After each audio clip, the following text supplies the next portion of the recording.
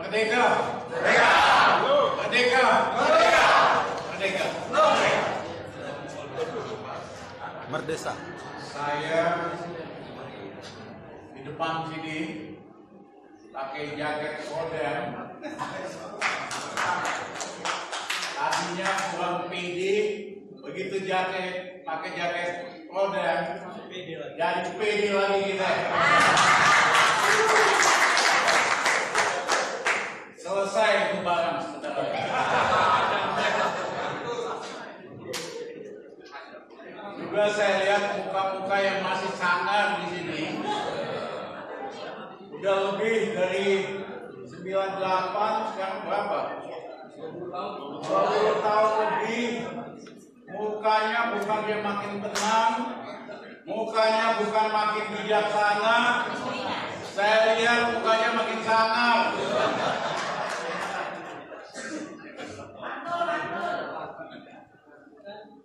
Saudara-saudara, sampai dengan April tahun 97 tidak ada yang percaya bahwa Soeharto akan jatuh. Kalangan bisnis yakin Soeharto masih akan terus berkuasa. Partai politik yakin bahwa Soeharto masih akan berkuasa.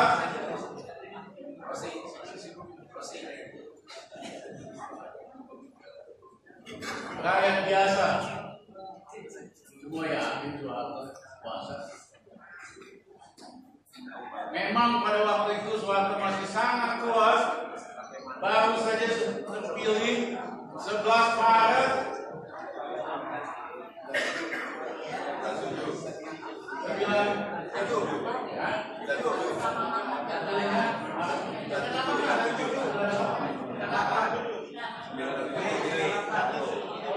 Dia kepilih jadi presiden kan 11 Maret.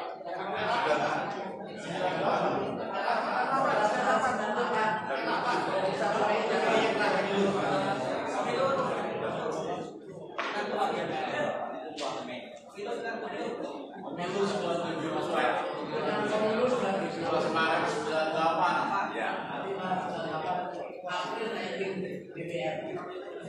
Jadi hanya butuh tanggal 1 Mei sampai 22 Mei Soeharto jatuh. Emang yang kali ini lebih kuat dari Soeharto?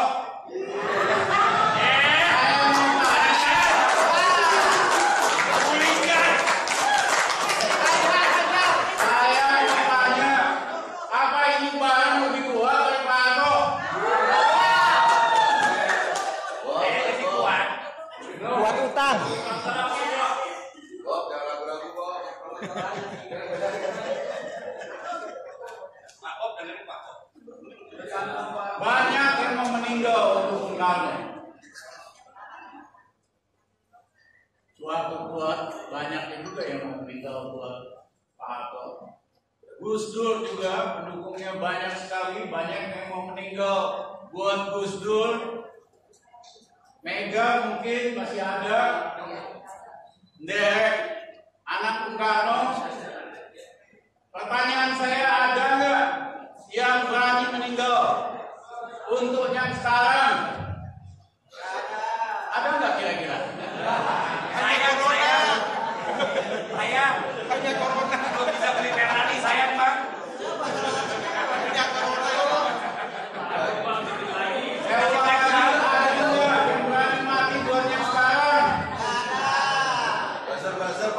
Mulai yang berani mati, Pak.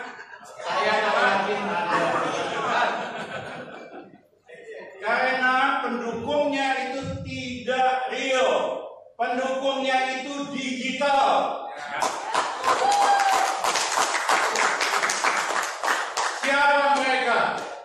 Mereka influencer yang dibayar, mereka buzzer yang banyak sekali. Buzzer ini manusia paling penakut Kebayang nggak ada seorang pemuda buzzer di Cuitang pakai nama asli, tiap hari timpe Anies Baswedan, digebukin nggak semua orang sekampung? Digebukin. Jadi buzzer ini tidak berani pakai namanya sendiri. Mereka ini adalah pembajak demokrasi. Mereka tidak pernah memperjuangkan keberadaan demokrasi di Indonesia. Beda dengan Anton, beda dengan banyak kawan-kawan di sini. Wah, ini kelihatan nih.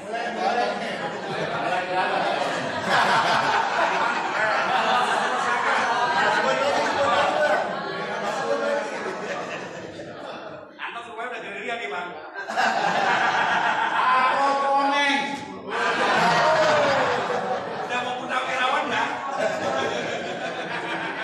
Yang berjuang supaya Indonesia berubah dari otoriter ke demokrasi. Andre, ada tokoh yang saya sembunyikan, nanti saya sebut belakangan.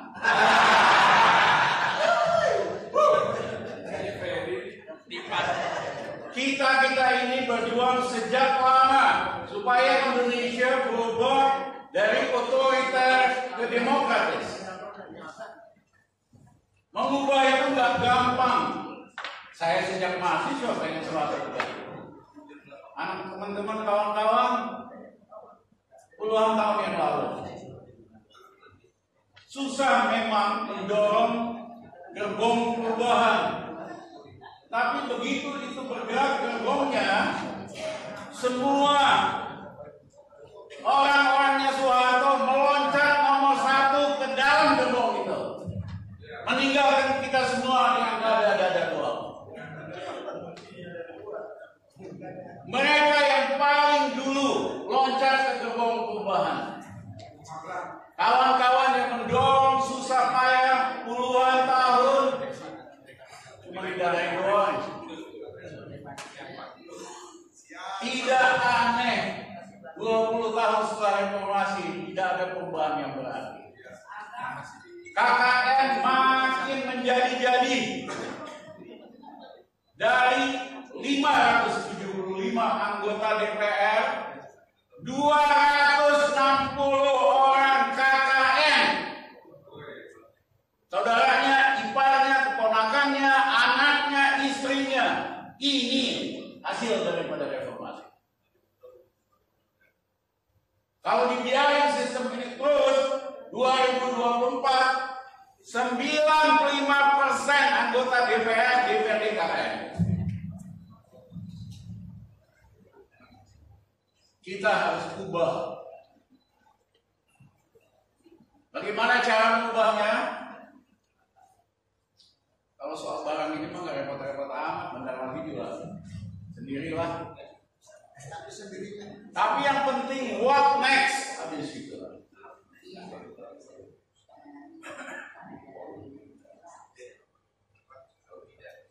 Bulan November 97, saya flashback sedikit. Oktober 96, Rizal Ramli meramalkan Indonesia bakal mengalami krisis besar 97-98. Ada forecastnya, ada reportnya hampir 150 halaman. Dibantah-bantah kejadian besar. November 98, saya diundang ke Seskogab di Bandung. Saya kebetulan pada waktu itu penasihat ekonomi Angkatan Bersenjata. Yang bicara di situ Jenderal Said Imam, Komandan Seskogabnya Letnan Jenderal Arif Umar, ada 200 jenderal dan kolonel. Saya ingat almarhum istri saya bikin saya, Mas, udahlah. Saya bilang saya mau ngomong apa adanya, Soeharto harus diganti di kandang singa di Seskogab. Almarhum istri saya bilang, jangan Mas, kamu kan udah pernah di penjara, anak-anak masih 6-7 tahun. Dia nangis-nangis, dia temenin saya sampai ke Bandung, tapi saya udah berketetapan, the time of history have to be unfolded. Mula-mula saya dimang pidato. Indonesia tidak punya pilihan lain. Angkatan bersenjata tidak punya pilihan lain.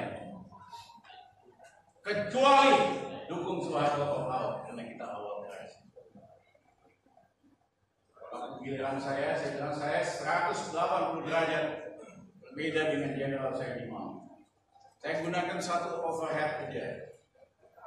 Di overhead itu ada bola kaca yang sudah retak. Inilah Indonesia Oktober 97. Siapa yang berani menang bola ini terjadi perubahan dan Soeharto diganti. Kenapa? Kenapa bola itu retak? Karena Oktober 97 awal krisis, hitungan saya 98 akan lebih dahsyat lagi. Yang kedua, saya sejak jadi ekonom selalu mengikuti padi dan pertanian, karena itu akarnya Indonesia. Saya katakan di situ, hitungan saya pada kuartal kedua 98 kita akan kesulitan beras. Kita Ramli beramalkan, tapi kita nggak pernah siap-siap. Kuartal kedua 98 membantu saya di rumah telepon, Pak, di supermarket nggak ada beras. Kita yang meramalkan nggak mempersiapkan diri. Saya bilang, bawa satu truk, beli beras satu truk, bagi sama teman-teman, sama keluarga, buat stok 3 bulan. Yang ketiga, Amerika udah capek Pak Soeharto. September 97, Presiden Clinton kirim Wakil Presiden Mondale ke Jakarta, kasih tahu Mas Soeharto, udah. Soeharto bandel terus. Yang keempat, teman-teman pro demokrasi dan mahasiswa itu udah nggak sabar lagi.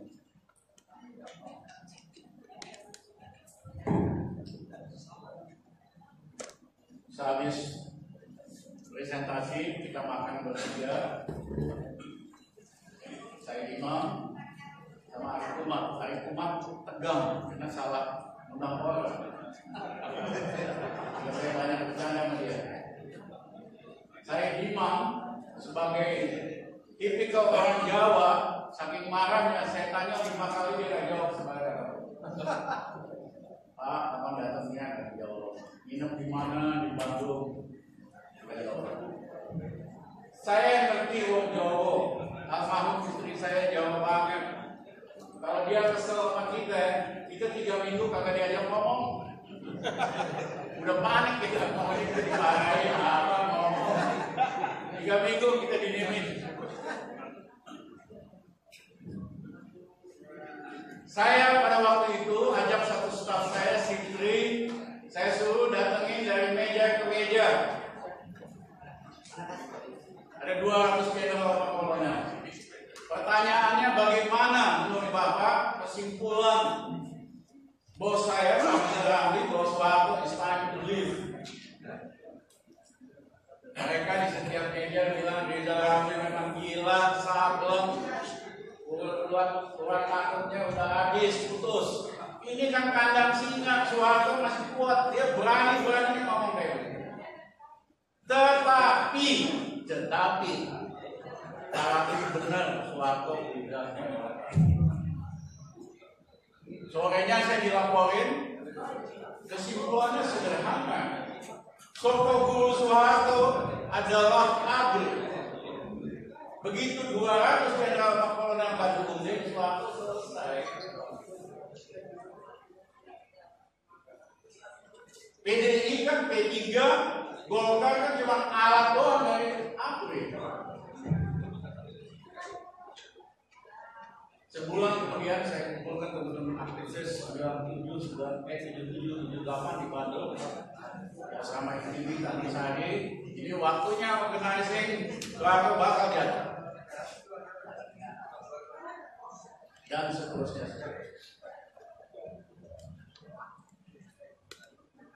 Dan ternyata memang jatuh. Bukan karena kita hebat, bukan karena kawan-kawan semua hebat, bukan karena kondisi objektifnya membuat berbagai macam blunder yang akhirnya backfire. Saya kumpulkan teman-teman aktivis BEM di kantor. Jangan invest waktu langsung. Fokus turunkan harga-harga, karena harga bakal naik. Suatu tentara gak bisa bikin apa-apa. Teman-teman punya waktu konsolidasi. Nanti pada waktunya plesetkan, turunkan harga. Jadi turunkan harga.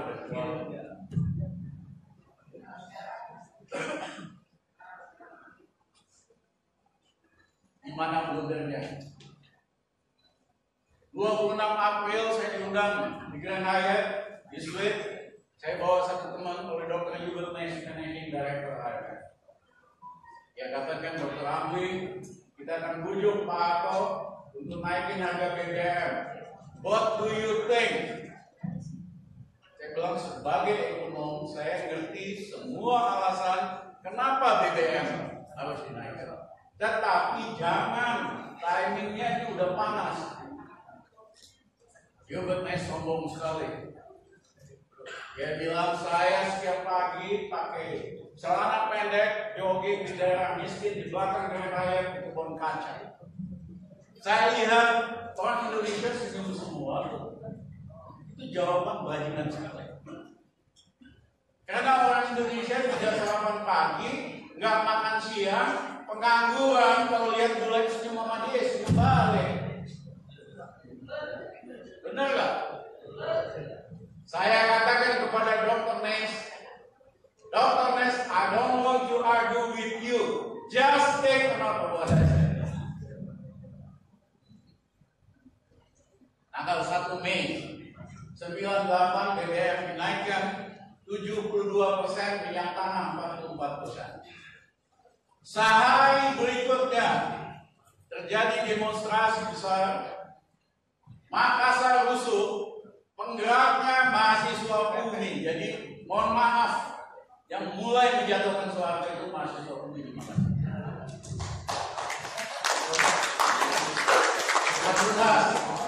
Karena UNI lebih badung.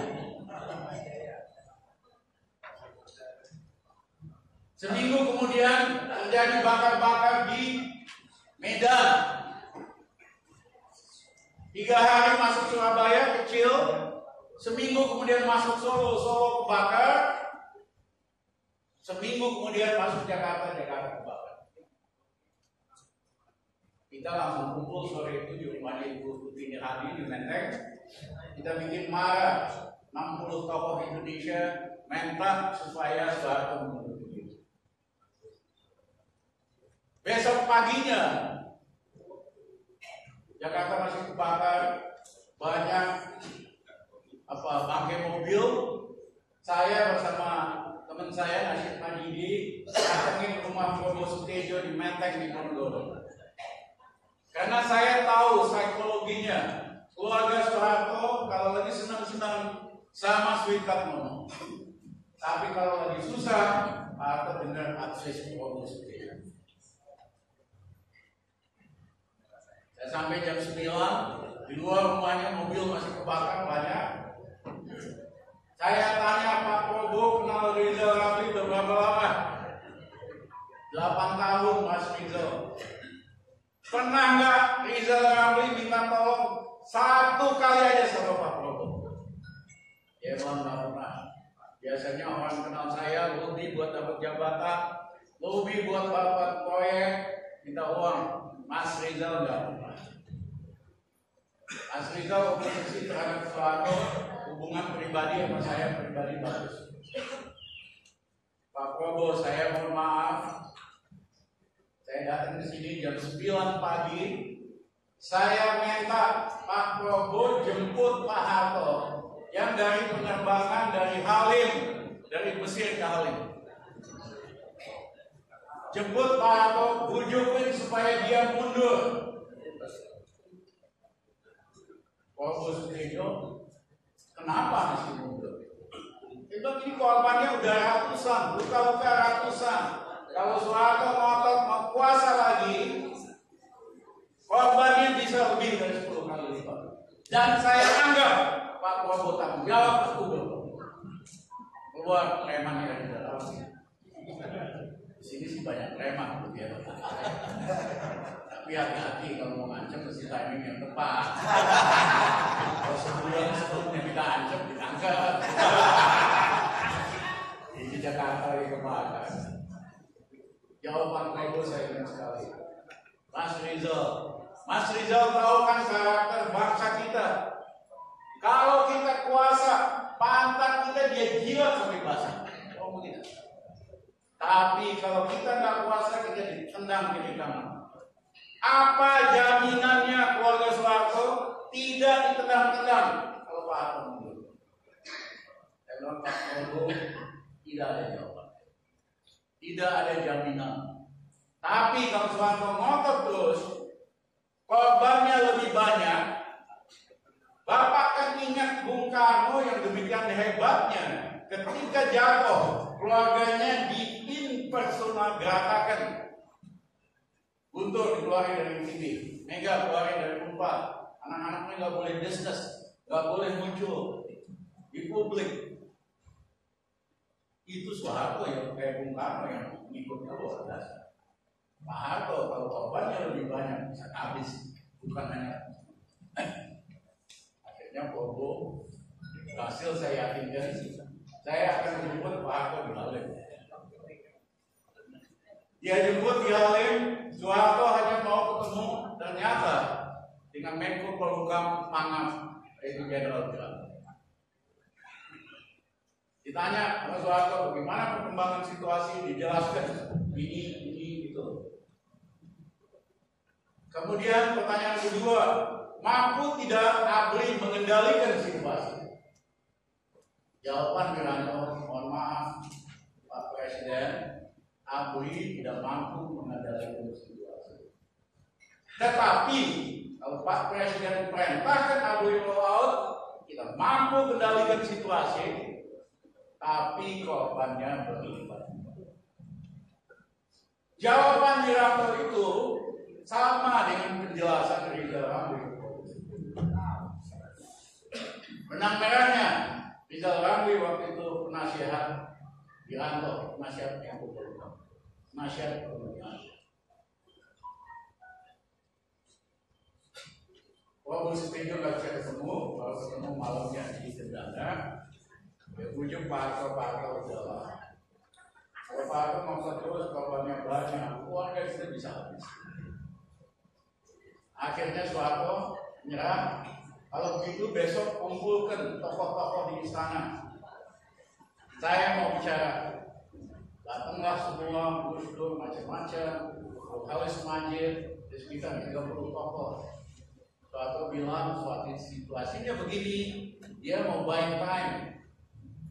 Saya minta bapak-bapak dukung kami mau bikin komite reformasi. Gus Dur bilang setuju, semua setuju. Saya udah dulu. Gus Dur kan banyak gampang lah istilahnya gitu. Yang berani di situ Nurhalis Majid. Dia berdiri, dia katakan dalam bahasa Jawa yang kasar sekali. Pak Harto, wes, Harto wes warak, wes. Itu kasar sekali. Raja Jawa dibilang lu udah kenyang, udah. Saya malam itu saya telepon semua pemret, TV, koran, mohon maaf, tolong dibuat hanya omongan Nurhalis Majid, karena yang lainnya misal-misal. Besoknya Kompas saya tanya omongan dari Nurhalis Majid. Buat orang Jawa itu penting sekali. Seorang rakyat biasa Nurhalis Majid melecehkan Raja Jawa. Itu artinya awal Soeharto sebagai presiden sudah selesai. Ya. Wes, atau wes warak, udah kenyang, wes udah bisa.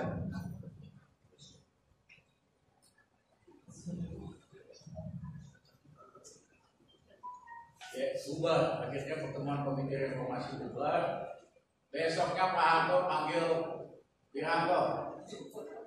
Ini ambil alih, ini super smart.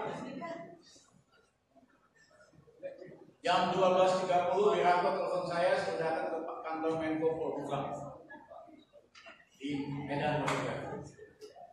Dia bilang Pak Harto ngasih saya super smart. Bukan Habibie. Ambil apa enggak Mas Rizal? Sebelumnya saya coba kumpulkan tokoh-tokoh oposisi Indonesia di Suite Villa Kristal 2 bulan sebelumnya. Ada Gus Dur datang, ada Buyung datang, Mega nggak jadi datang, diwakili Laksamana, ada Amin Rais.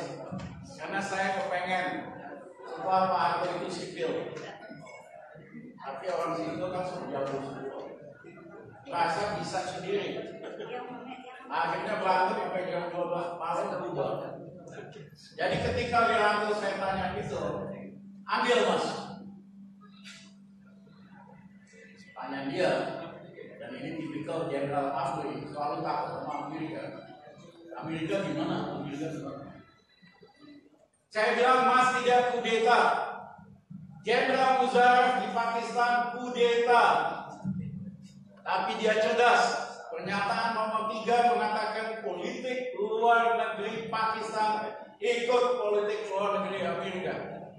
Setengah jam kemudian White House keluarkan pernyataan hukum Jenderal Musharraf yang kudeta. Mas tak kudeta, kita lebih canggih dari Musharraf. Nanti saya promosin pernyataan nomor 3. Apa Wiranto bilang? Indonesian foreign policy will not change.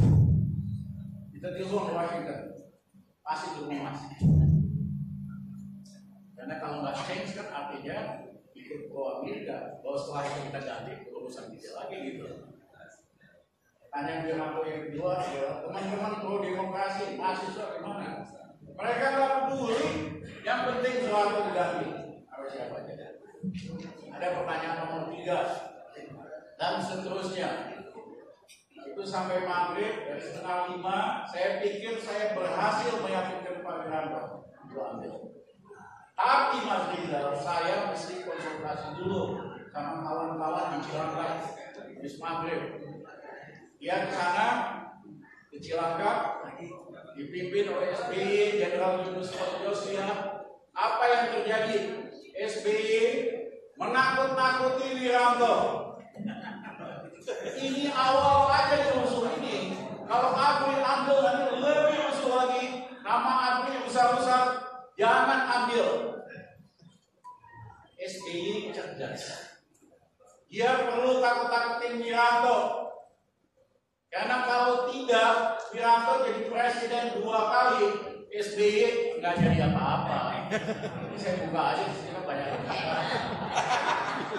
supaya tahu sedikit sejarahnya. Wiranto baru sadar waktu ini diangkat Menko Polhukam Jokowi, saya tamu yang pertama yang diundang ke rumah dinas. Setelah Mas Rizal saya pengen nanya-nanya. Tapi setiap kali saya lihat muka Mas Rizal saya nyesel. Harusnya nasihat Mas Rizal waktu ambil, saya ambil. Habis itu saya mau jadi presiden dari Golkar, kalah. Mau jadi presiden dari Hanura, kalah. Mau jadi presiden, wakil presiden dari JK, kalah. Saya bilang, pasti ibu SBY sih orang canggih.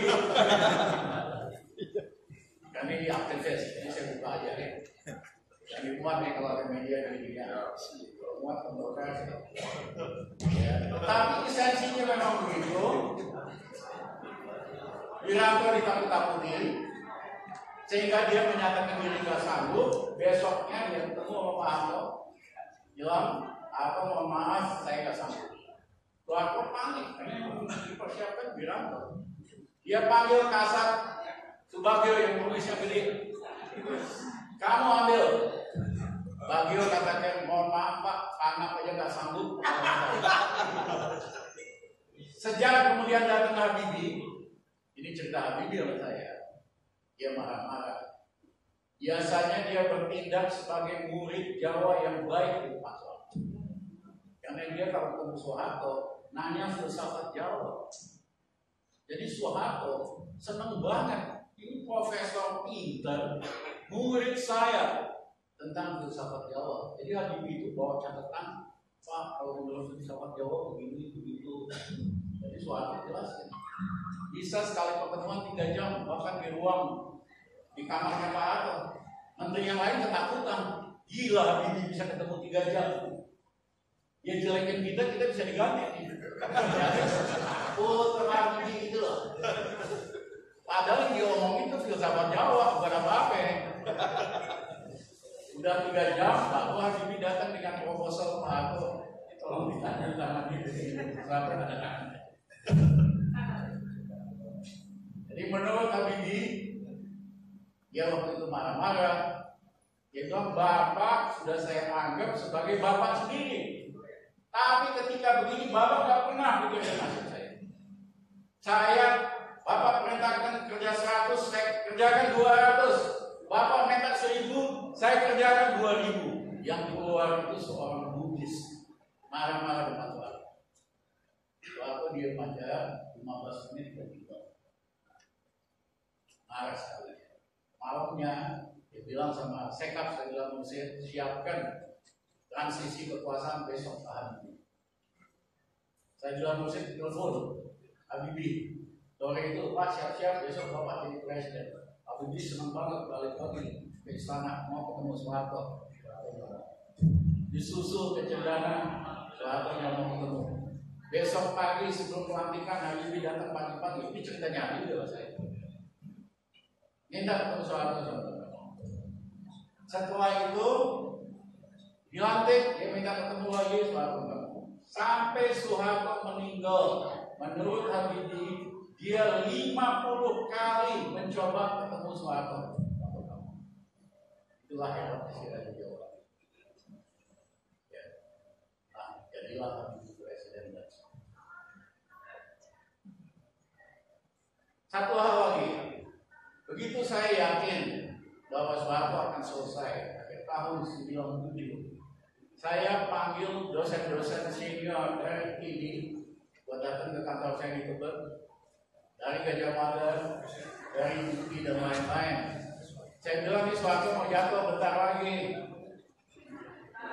Kami semua yang muda-muda sibuk dengan organizing, nggak sempat mikir what next. Saya minta bapak-bapak profesor senior tolong duduk pikirkan blueprint setelah ada jatuh.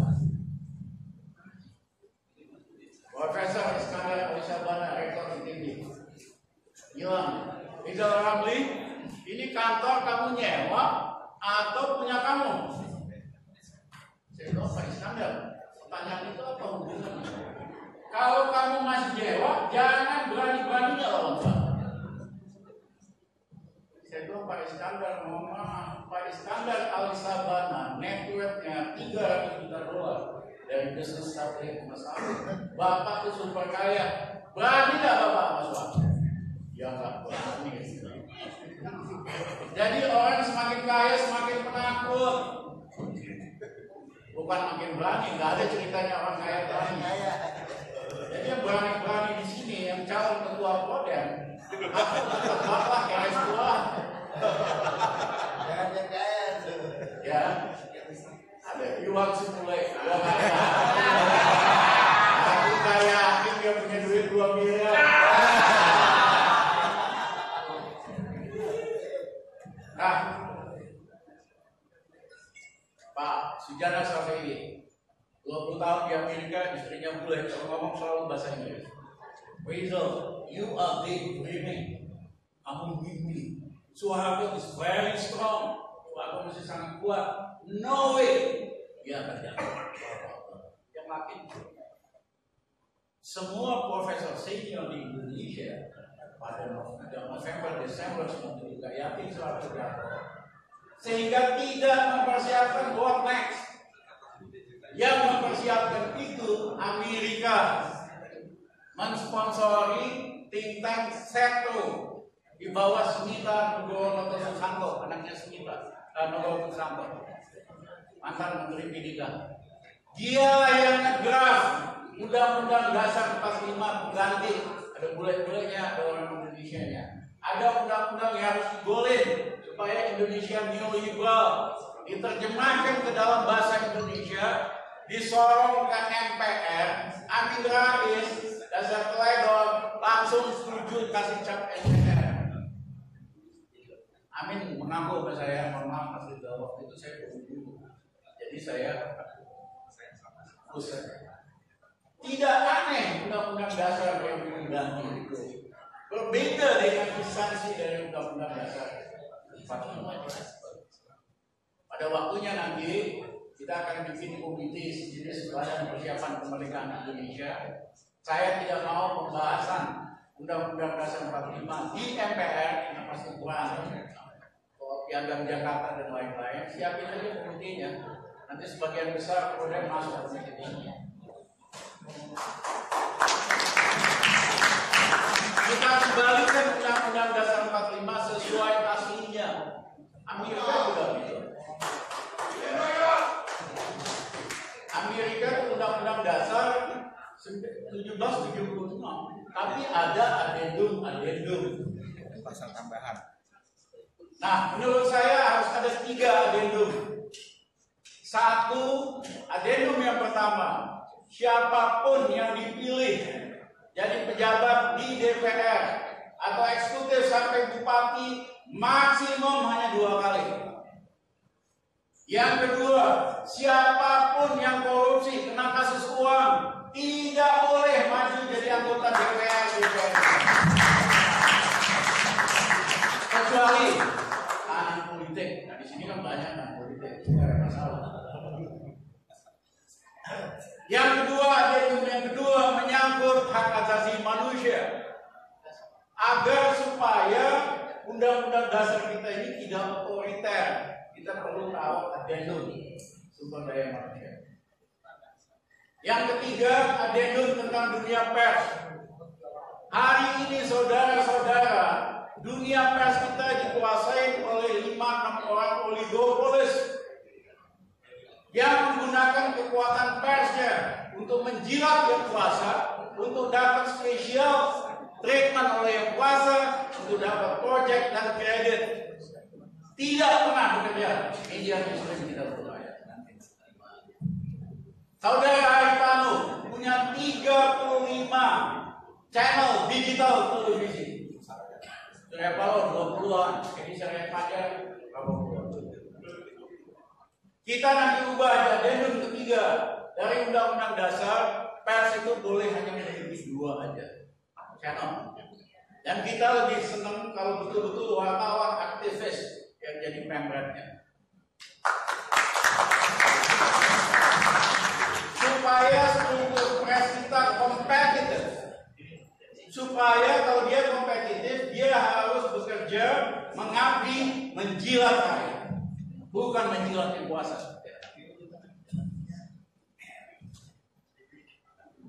Kalau terjadi sesuatu saudara-saudara, jangan sampai pemilihan ulang presiden dilakukan di MPR seperti aturan hari ini. Karena kalau di MPR yang terpilih cuma itu doang, hanya penggantian sirkulasi elit oligarki. Indonesia tidak akan berubah. Kita harus melakukan pemilihan ulang presiden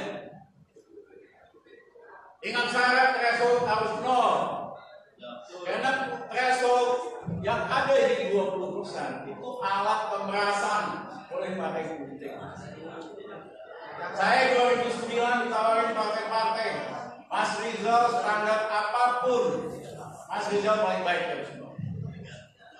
Tapi kita perlu uang cash.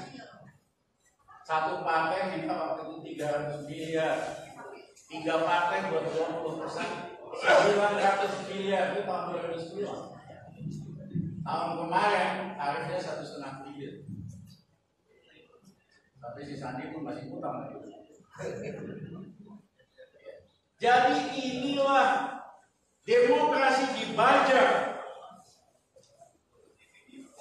sebagai alat pemerasan. Waktu Lee Kuan Yew senior terakhir ke Indonesia sebelum sakit, dia undang saya makan malam di Sambilan. Dia tanya ke Ramli, apa sih sistem politik Indonesia? Kita gagal perkasa, kita presidential, begini begitu. No, you are not presidential. Yeah. Kenapa? Karena kamu pilih dulu anggota DPR, persis kayak kita pilih dulu anggota DPR, baru presiden.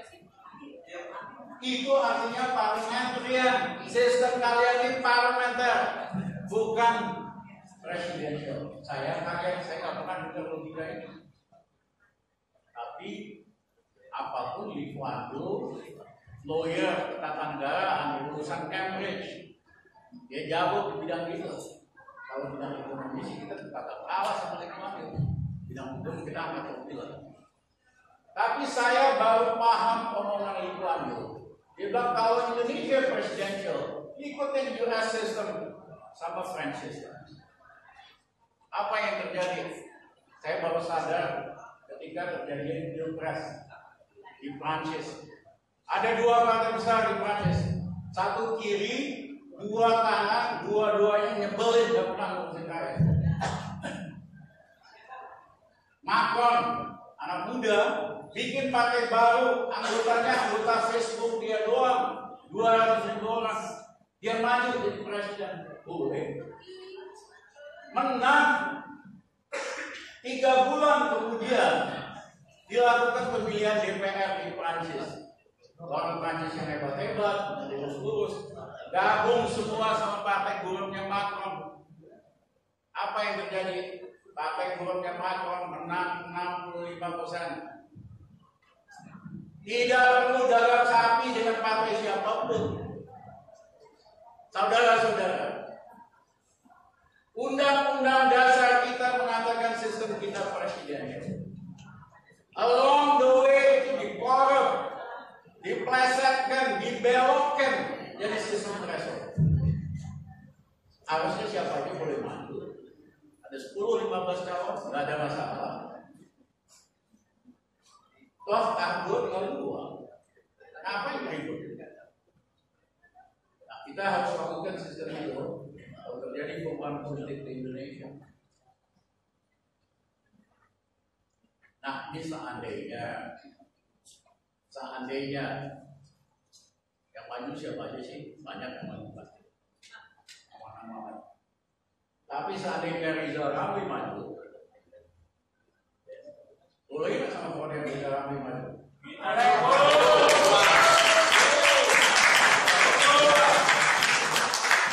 Saya yakin NU kultural di desa-desa akan bisa. Modern Islam kecil lah, 20%. Modern Islam akan pilih. Nasionalis siapapun yang diajukan Megawati pasti kalah. Apalagi diajukan oleh Jokowi, pasti kalah kalau pemilihan ulangnya. Minoritas, kecuali Ahok, Hindu, Buddhis, Konghucu, pasti pilih di dalam. Sehingga kita pasti masuk di putaran berikutnya. Putaran berikutnya Ahok daripada milih Anies, dia sebel sama saya karena kita jatuhin Ahok, tetap mereka akan pilih di Jakarta.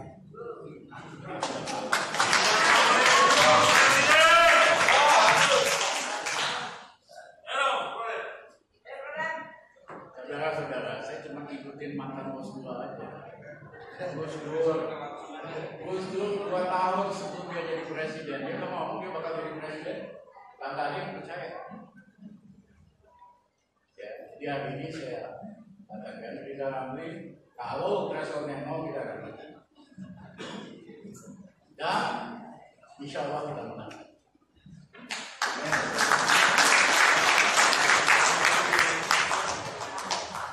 Ya, karena itu tadi yang struktural di desa-desa. Saya sering sekali didatangi biaya itu hanya buat membuang uang. Ya, orang baduy dalam, kirim wakil dari luar, jalan kaki dari Banten hanya buat doain saya dan seterusnya. Hubungannya lama dan lama. Nah, kalau itu yang terjadi apa? Hari kedua sebagai presiden, Rizal Ramli akan mengubah sistem pembiayaan partai politik. Partai politik dibiayai oleh negara, seperti di Eropa, di Australia, di New Zealand. Kita mau hapuskan money politik. Kita sediakan 6 triliun per tahun untuk partai-partai. Dengan syarat partai-partai melakukan demokratisasi internal. Harus diubah ADART-nya. Seandainya siapa yang Demokrat? Iwan Sule. Tidak. Berhak maju jadi ketua umum dari Demokrat. Tidak perlu anak cucunya SD.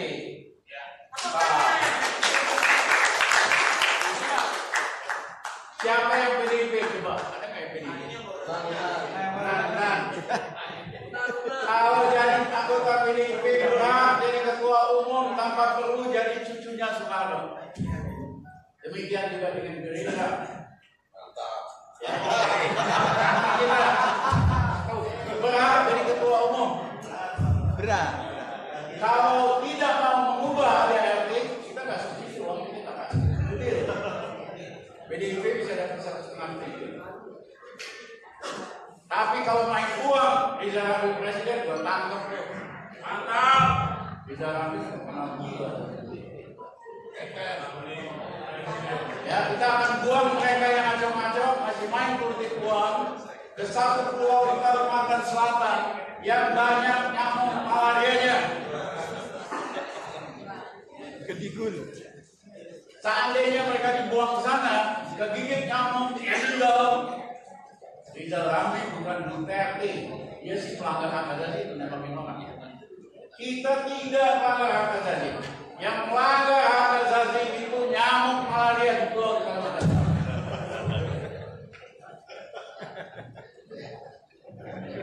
Kita bikin komite untuk memperbaiki undang-undang dasar yang saya katakan. Tugasnya 3 bulan harus jadi. Kemudian 6 bulan lagi kita lakukan pemilihan ulang anggota DPR dan DPRD. Karena yang hari ini itu nepotisme. 265 anggota DPR itu KKN nepotisme. Nah, saya ingin kawan-kawan yang memang berjuang demokrasi, yang amanah, intelek, masuk ke dalam sistem. Kita usir bajingan-bajingan yang membajak, ya, masuk ke dalam sistem. Mereka nggak pernah berjuang kok. Tiba-tiba mau nikmatin aja. Nah, 6 bulan kemudian kita lakukan pemilihan anggota DPR DPRD. Saya yakin seandainya Rizal Ramli didukung oleh 2 partai bulan, banyak yang ikut partai saya. Seperti halnya Macron. Kita bisa menang di DPR 65-70%.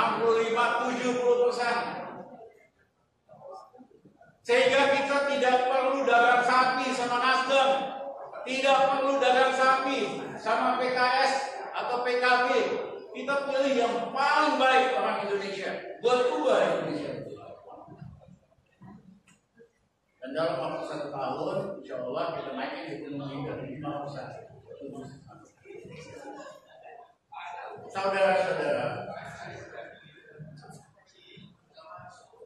itu kalau kita ingin mengubah Indonesia buat lebih baik. Kalau enggak, hanya meneruskan praktek-praktek lama yang korup, yang bikin grand koalisi. Ngapain ada DPR? Di istana ini semua anggota DPR. Pikirannya sama. Ini harus kita ubah.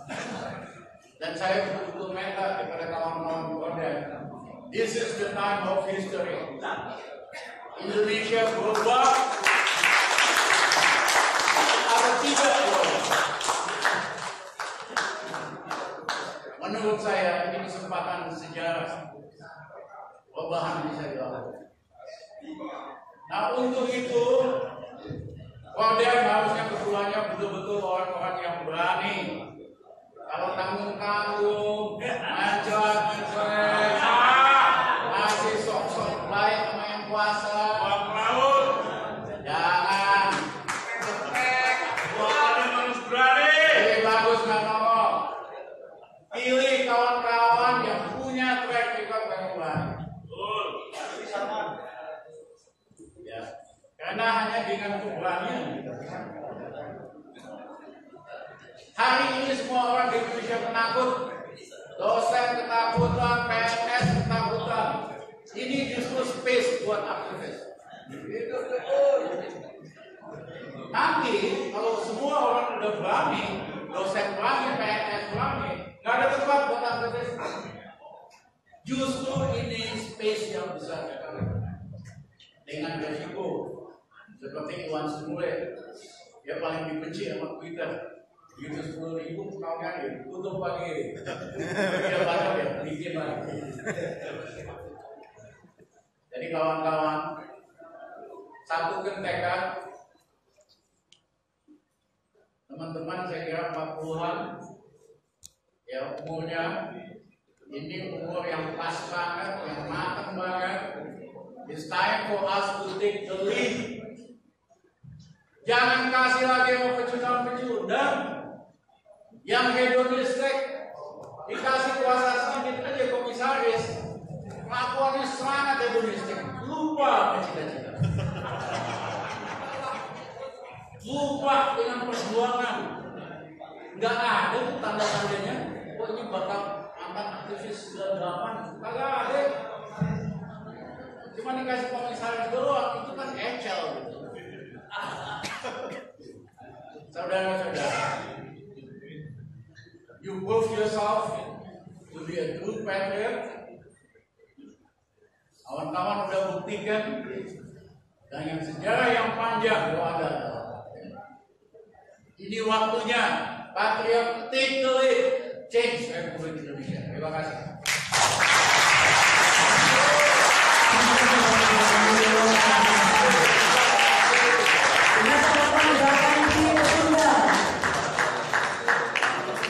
Semoga kita menjadi mendapatkan pimpinan yang luar biasa di dalam diri.